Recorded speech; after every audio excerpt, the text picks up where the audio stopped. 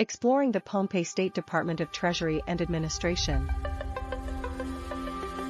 The Pohnpei State Department of Treasury and Administration, DOTA, is crucial for managing the state's finances, overseeing tax collection, revenue management, and providing financial advice to government officials.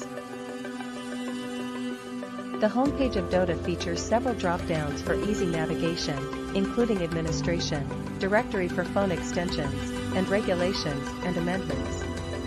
These sections allow users to access important information and resources related to the department's functions and services. Personnel Labor and Manpower Development provides a drop-down for job opportunities from various departments and agencies. This feature helps job seekers find available positions and enhances workforce development in the state. Key sections of the DOTA website include Revenue and Taxation, information on tax policies and collection processes. Finance Division, oversight of state financial management and budgeting.